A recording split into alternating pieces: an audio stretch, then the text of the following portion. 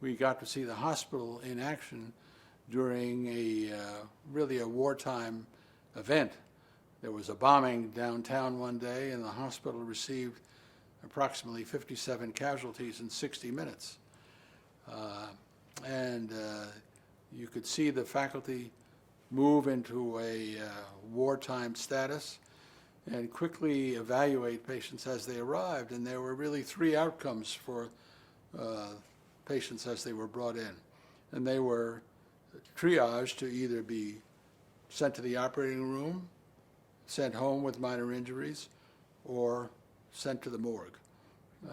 And that's the way the faculty responded. Did it, I wouldn't say heroically, although it was heroic. They did it as a matter of routine, difficult business. And within about 36 hours, the hospital had gone through a metamorphosis and was getting back to normal function. But it was quite a dramatic experience for us to observe, since we were not exposed to that. As I said, when we got to the campus, it was sort of an island, not of total serenity, but an island of calm in the midst of fairly chaotic circumstances. The beginning of what I would call multiple visits to Beirut began in 1997, when John Waterbury was inaugurated as president of the American University. I think that was Eileen O'Connor's first trip to Beirut, and she and John took the campus by storm, and that was a great occasion.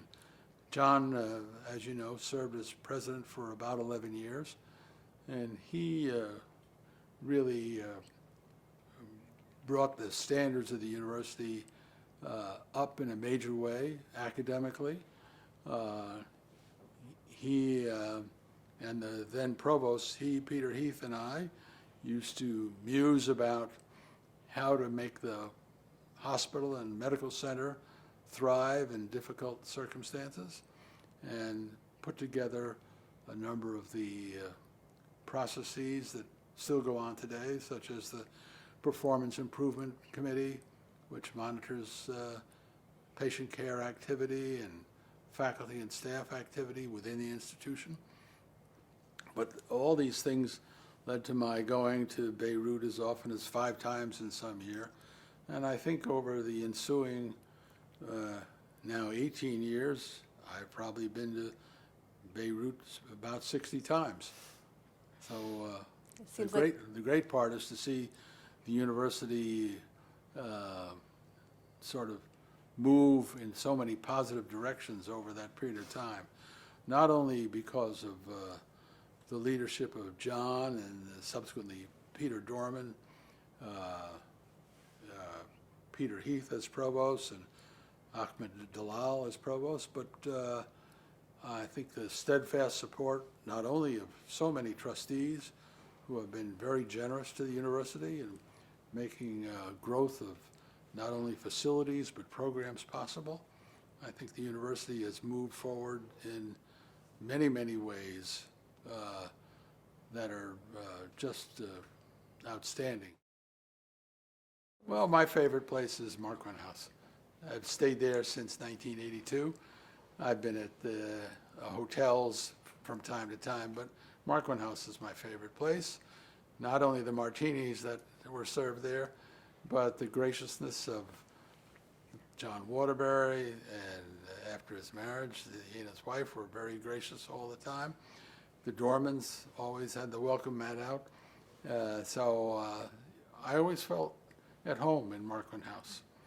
And they all had cats, so I got to know the cats in the house. I can't remember all their names, but they were all very friendly. The university makes contributions intellectually, but and that's vital.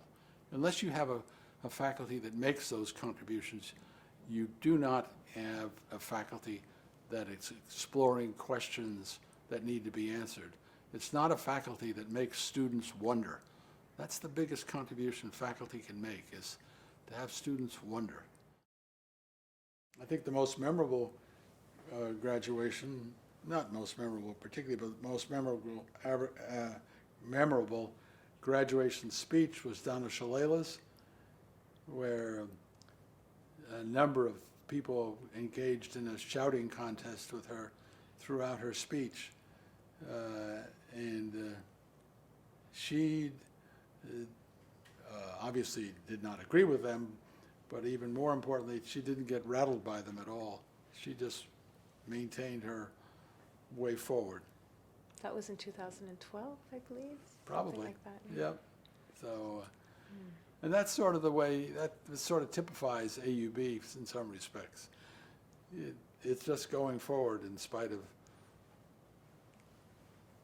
ups and downs and criticism from one area or another. It's great to be at the 150th. It's a wonderful milestone.